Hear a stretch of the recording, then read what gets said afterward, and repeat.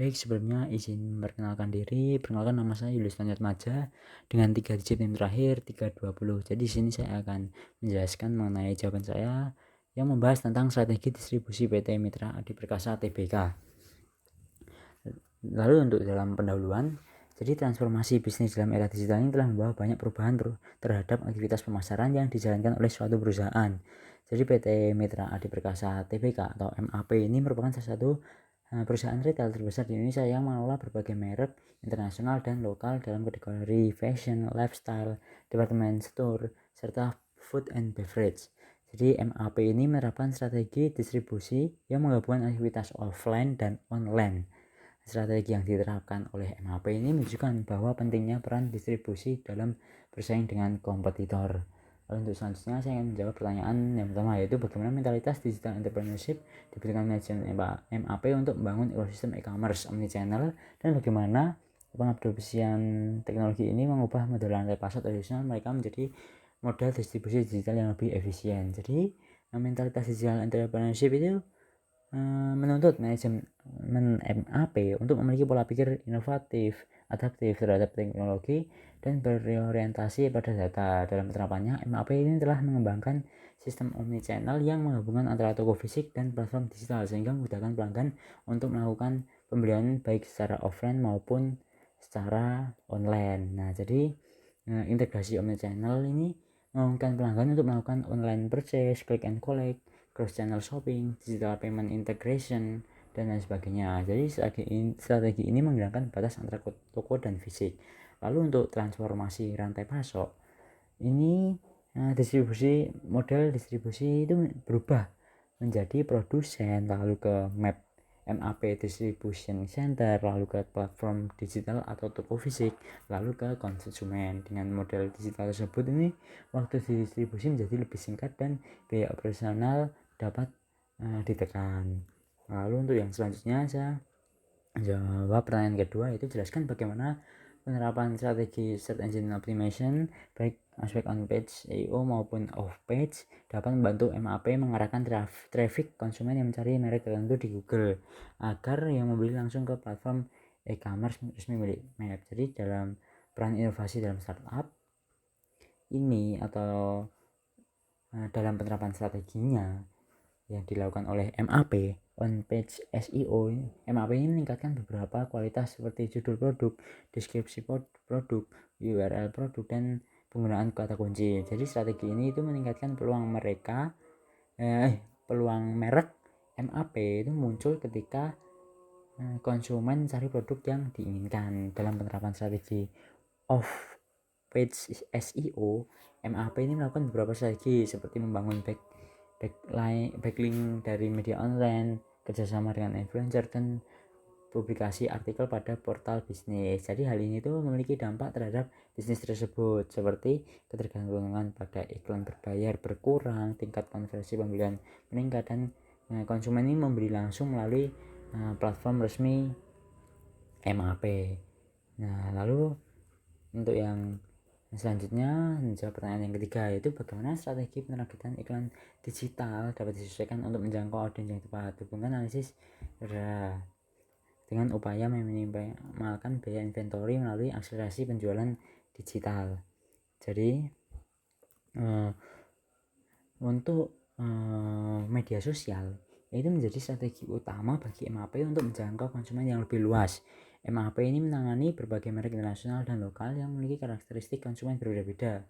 Oleh karena itu, strategi MAP melakukan pemasaran melalui media sosial ini menjadi sangat penting karena memudahkan MAP untuk menjangkau target konsumen. Dan media sosial ini juga berfungsi untuk menjembatani hubungan konsumen dengan perusahaan. MAP ini dapat memberikan informasi produk dengan mudah melalui media sosial seperti Instagram, TikTok, serta Facebook.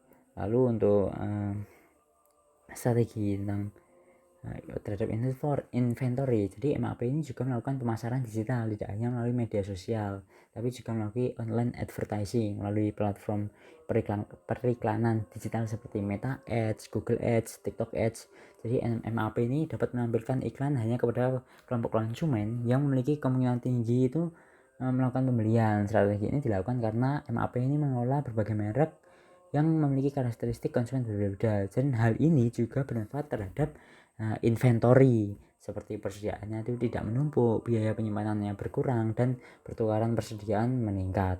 Lalu untuk selanjutnya itu pertanyaan selanjutnya, jelaskan bagaimana strategi customer relationship atau CRM berbasis data pengetahuan digital ini dapat digunakan untuk mengoptimalkan loyalitas pelanggan. Jadi bagaimana data CRM ini membantu MAP dalam memprediksi pola distribusi produk antar wilayah berdasarkan preferensi belanja dari anggotanya.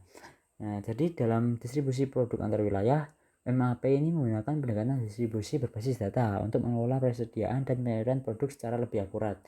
Nah, dalam hal ini itu data CRM ini memiliki fungsi yang jauh lebih luas dibandingkan sekedar menjaga hubungan pelanggan. Data CRM ini dapat digunakan untuk membantu manajemen itu memahami pola permintaan berdasarkan wilayah geografis.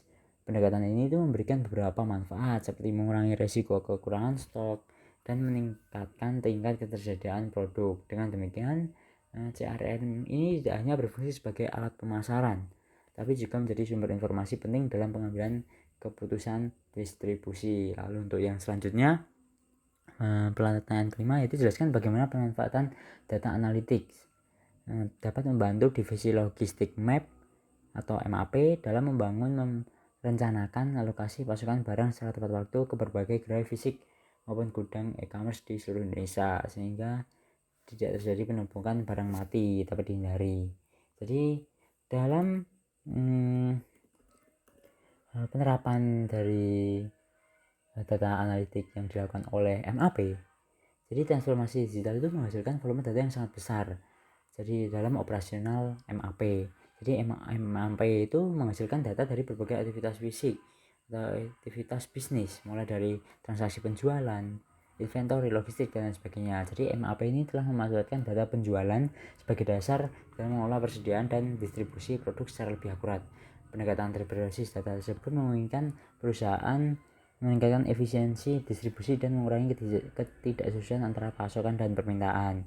Jadi dalam hal ini juga MAP ini menciptakan predictive analytic atau merupakan teknik analisis yang menggunakan data historis untuk memprediksi kejadian di masa depan. Dalam penerapannya, predictive analytic ini dapat memperkirakan permintaan produk musiman dan kebutuhan stok pada setiap wilayah. Jadi kemampuan memprediksi permintaan secara akurat ini menjadi sangat penting karena MAP mengelola berbagai produk impor yang memerlukan waktu pengadaan relatif panjang. Lalu untuk yang kedua yaitu prescriptive analytic adalah jenis analisis data untuk mengetahui strategi yang harus dilakukan dari satu masalah. Jadi melalui prescriptive analytic ini, sistem ini dapat merekomendasi redistribusi stok dibandingkan melakukan pemesanan baru yang membutuhkan waktu dan biaya lebih besar. Pendekatan ini membantu perusahaan meningkatkan efisiensi distribusi dan mempercepat respons terhadap perubahan permintaan pasar. Lalu untuk yang selanjutnya yaitu kesimpulannya, jadi transformasi digital yang dilakukan PT Mitra Adi Perkasa ini menunjukkan bahwa pemanfaatan teknologi ini menjadi faktor penting dalam meningkatkan daya saing perusahaan. Untuk mendukung pemasaran digital, MAP memanfaatkan SEO, social media marketing, dan online advertising. SEO ini membantu konsumen menemukan platform resmi MAP dengan lebih mudah saat mencari produk di internet, sedangkan media sosial dan iklan digital menginginkan perusahaan jangkau target konsumen yang lebih tepat sesuai karakteristik masing-masing merek. Dengan strategi tersebut, MAP dapat meningkatkan kesadaran merek, memperluas jangkauan pasar, serta mendorong peningkatan penjualan secara efektif. Cukup sekian penjelasan yang dapat saya sampaikan. Mohon maaf apabila ada kesalahan kata, dan terima kasih.